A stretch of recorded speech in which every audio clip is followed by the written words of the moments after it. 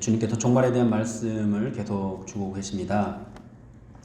제가 중고등학교 때 교회에서 종말에 대한 이야기가 뜨거웠던 것으로 기억을 하고 있습니다. 휴거, 또 7년의 대환란, 천년왕국, 666 마크 등에 대한 이야기와 또 환란을 견디지 못하면 구원을 받지 못한다는 이런 메시지가 우리를 굉장히 두렵게 했습니다. 당시도 적 그리스도를 소재로 했던 오맨이라는 공포 영화가 TV로 방영되기도 했었는데 이불 속에서 덜덜덜 떨면서 야 정말 적 그리스도가 나타나면 저렇게 되는가 보다 이런 생각들을 하면서 영화를 봤던 기억도 납니다. 이때 이제 성행했던 종말론을 우리는 세대주의 종말론이라고 합니다. 참고로 우리 교단은 세대주의 종말론을 지지하지는 않습니다. 그런데 한국에 있는 교인들, 교단에 상관없이 한국 교인들의 90% 이상이 이 세대주의 종말론의 가치관을 가지고 있다고 합니다. 미국의 주류가 세대주의 종말론을 가지고 있고 또 한국의 수많은 선교사들을 파송하게 했던 학생 자원 운동이 바로 이 세대주의 종말론에 의한 것이었습니다. 우리 교단을 포함한 대부분의 한국 교회 교단들은 무천년설이라는 종말론을 가지고 있는데요. 세대주의 종말론이 워낙 한국 교회에 깊숙이 들어와 있기 때문에 교리적으로 이 세대주의를 지지하지 않는 그런 목회자들도 또는 성도님들도 이 세대주의적인 사고가 나타나고 있는 것이 현실입니다. 우리가 상식적으로 가지고 있는 이 종말에 대한 이 지식들이 대체적으로 세대주의 종말론이다 이렇게 보시면 되겠습니다. 세대주의적인 종말론은 어떻게 하면은 7년 대환란에 들어가지 않고 바로 휴거될 수 있을까? 그 방법에 대한 이야기들을 많이 합니다. 종말에 대한 두려움을 심어주고 이를 통해서 성도들의 헌신을 이끌어냅니다.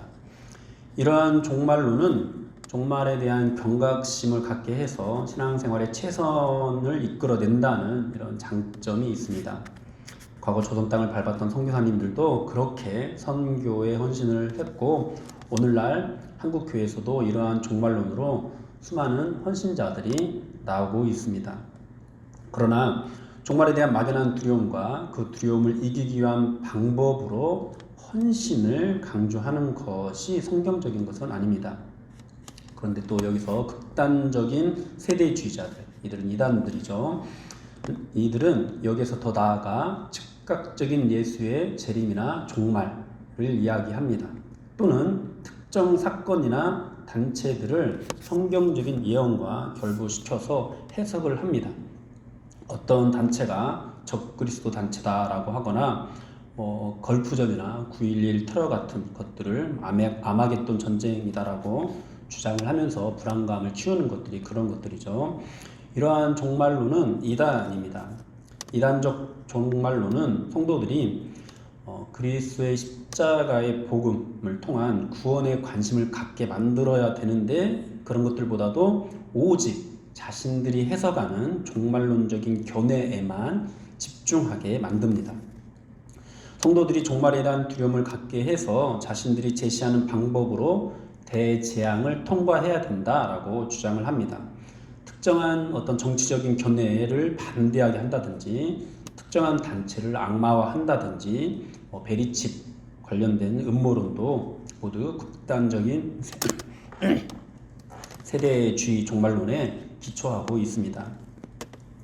여러분들이 오해하지 말아야 될 것은 세대주의 종말론 자체가 이단은 아닙니다.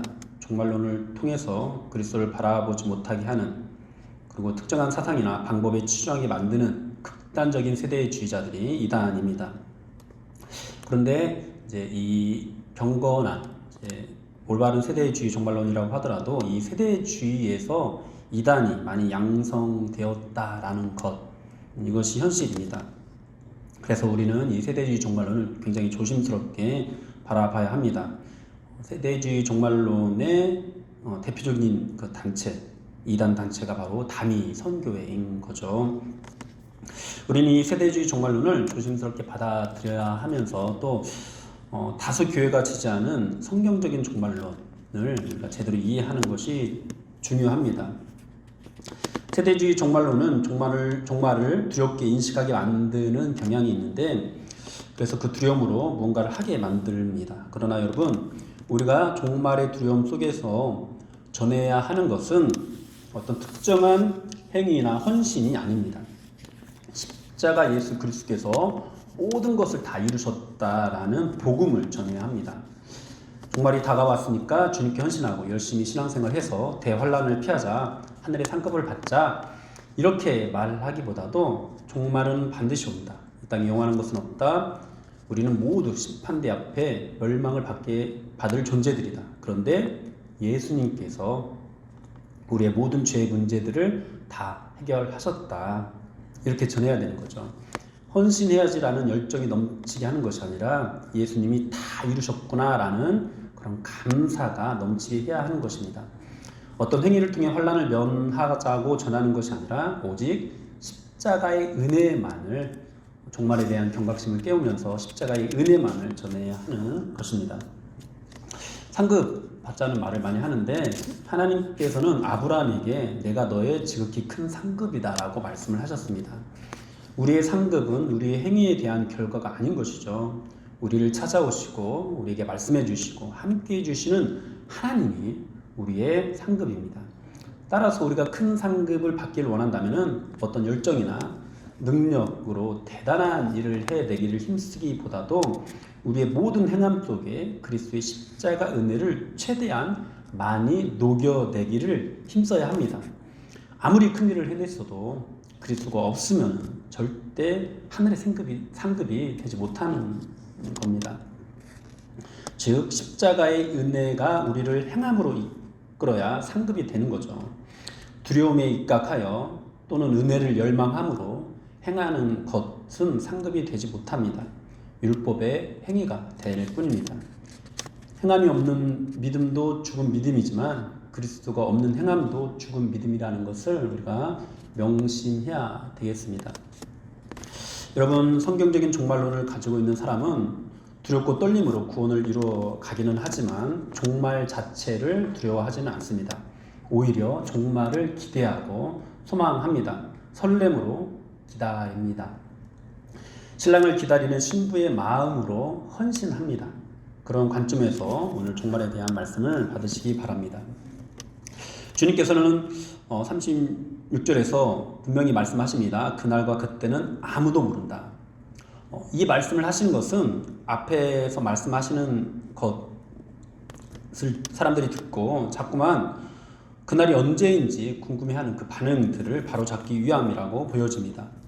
종말에 대한 징조를 이야기하면서 사람들은 자꾸만 그날이 언제일까 이렇게 궁금해합니다. 그러나 주님께서는 종말에 대해 말씀하시는 그 이유가 그날이 언제인지 힌트를 주기 위함이 아닙니다. 그날이 언제인지 알아맞히려는 어떤 시도도 우리는 해서는 안 됩니다. 주님께서는 분명히 그날과 그때는 아무도 모른다고 말씀을 하고 있습니다. 그러므로 누구라도 그날에 대해서 확정적으로 제시를 한다면은 그 사람은 무조건 이단이고 사이비입니다. 여러분 미혹되지 마시기 바랍니다.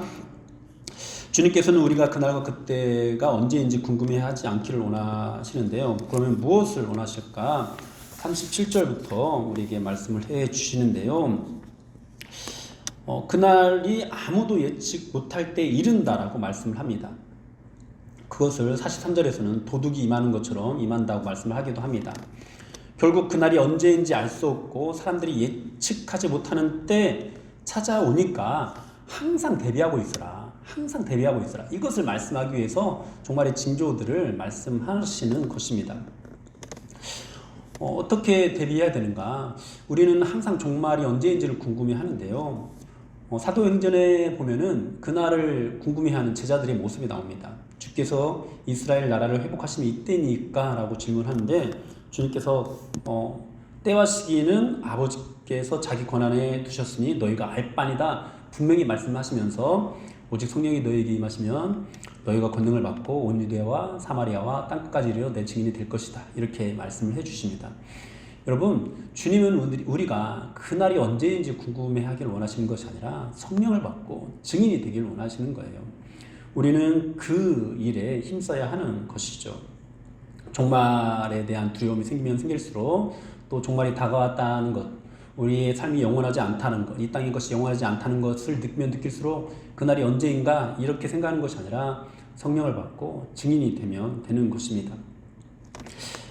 항상 깨어 있어서 잘 대비를 한 사람과 그렇지 못한 사람의 어떤 결과들에 대해서도 40절부터 주님께서 우리에게 말씀을 해 주시는데요. 똑같이 밭에 있는데 한 사람은 데려가고 한 사람은 버려둠을 당할 것이라고 말씀을 합니다. 똑같이 맷돌질을 하고 있는데 한 사람은 데려가고 한 사람은 버려둠을 당할 것이라고 말씀을 합니다. 우리는 이 말씀을 들으면서 한 사람은 믿어서 데려가고 한 사람은 믿지 않아서 버림을 당한다. 교회 밖에 있는 사람은 버려둠을 당하고 교회 안에 있는 사람은 데려간다. 이런 식으로 이해할 수 있습니다. 그런데 우리가 다음 장에 25장에 나오는 종말에 대한 비유 말씀들을 보면은 이런 일이 교회 밖에서 일어나는 일이 아니라 교회 안에서 일어나는 일이라는 것을 알 수가 있습니다. 똑같이 신랑을 기다리는데 혼인잔치에 들어가는 신부가 있고 사람들이 처녀들이 있고 혼인잔치에 들어가지 못하는 또 처녀들이 있게 되는 것이죠. 그러니까 여기에 앉아있는 사람들 중에서 한 사람은 데려감을 당하고 한 사람은 버려둠을 당하게 되는 것입니다. 여러분 얼마나 황당할까요? 똑같이 예수 믿는다고 교회에 나와서 앉아있는데 똑같이 신랑을 기다리는데 어떤 사람은 혼인잔치에 들어가고 어떤 사람은 혼인잔치에 들어가지 못하게 됩니다. 그런데 여러분 성경에서는 이 버려둠을 당한 사람들이 황당하게 여긴다고 말씀하지 않습니다. 슬피 울면서 이를 갈게 될 것이라고 말씀하고 있습니다. 그만큼 지금까지 해왔던 것들이 원통한 거죠. 억울한 거죠. 내가 왜 그랬을까? 그런 원통한 마음이 드는 거죠. 그러면서 주님께서는 깨어 있어야 한다라고 말씀을 하십니다. 사랑하는 여러분, 깨어 있는 사람은 어떤 사람입니까? 깨어 있는 사람은 그날의 징조들을 헤아리면서 그날을 계산하는 사람이 아닙니다. 깨어 있는 사람은 언제 올지 모르지만 반드시 오신다고 하는 주님의 재림을 실제로 믿고 항상 준비하는 자들입니다. 언제 올지를 예측해서 준비하는 것이 아니라 언제 오셔도 상관없게 항상 대비를 하고 있는 것입니다. 깨어있는 것은 절대로 그날이 언제인지 시간적으로 계산해서 그날을 대비하는 것이 아닙니다. 그날이 언제든지 상관없이 삶의 내용과 자세로 자기의 믿음을 증명해 내는 것입니다. 깨어있는 것은 현실을 외면하는 것도 아닙니다. 주님은 그날이 오기까지 사람들이 먹고 마시고 장가가고 시집간다고 말씀합니다. 그런데 깨어있지 못한 사람은 그것이 전부인 것처럼 삶을 살아가지만 깨어있는 사람은 그들과 똑같이 먹고 마시고 장가가고 시집가면서 그것이 전부가 아니다라는 그런 생각으로 삶을 살아갑니다. 똑같이 먹고 마시고 장가가고 시집가는데 전혀 다르게 살아가는 것이죠. 먹고 마시고 장가가고 시집가면서 주님의 영광을 위해서 살아갑니다. 주님의 나라를 위해서 삽니다. 먹고 마시는 내용과 이유가 달라지고 배우자를 선택하는 기준과 가정을 이루는 이유가 달라집니다. 똑같이 먹고 마시는데 그것이 영원하지 않다라는 것을 압니다. 장가가고 시집가는데 반드시 끝이 온다는 것을 압니다. 영원한 것을 위해 영원하지 않은 것을 기꺼이 희생합니다. 죄인들에게 심판이 있다는 것과 믿는 자에게는 구원이 있다는 그 말씀을 선포합니다.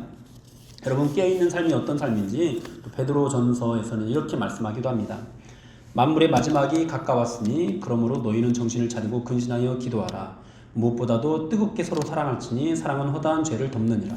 서로 대접하기를 원망 없이 하고 각각 은사를 받은 대로 하나님의 여러 은혜를 맡은 선한 청지기같이 서로 봉사하라. 각각 은사를 받은 대로 하나님의 여러 가지 은혜를 맡은 선한 청지기같이 서로 봉사하라. 만일 누가 말하려면 하나님의 말씀을 하는 것 같이 하고 누가 봉사라면 하나님의 공급하시는 힘으로 하는 것 같이 하라. 이는 범사의 예수 그리스도로 말미암아 하나님이 영광을 받으시기에 하려 함이니 그에게 영광과 권능이 세세에 무궁하도록 있느니라.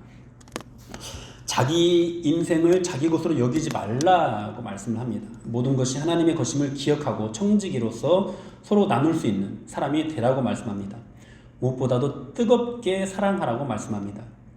그런데 그 뜨거운 사랑이 사랑에 대한 열정으로 나오는 것이 아닙니다. 모든 것이 하나님의 것이라는 인식 속에서 나오는 뜨거움입니다.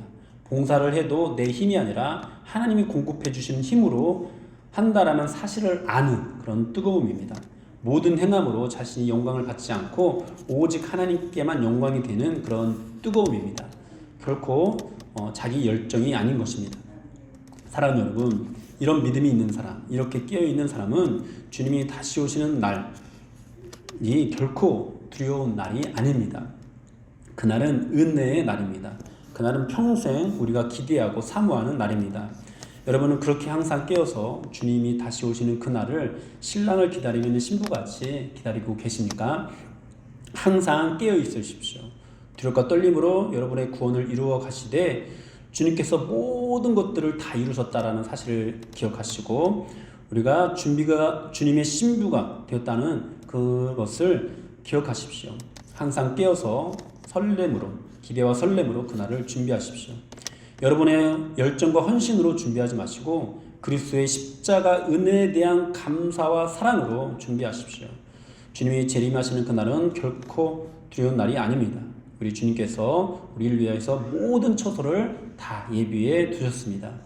주님이 이루신 구원을 붙잡고 은혜 받고자 하는 열망으로가 아니라 이미 받은 은혜로 반드시 그날이 온다는 사실을 명심하면서 그날을 계산하지 마시고 항상 깨어서 감사로 그날을 준비하는 저와 여러분들 되기를 축복합니다.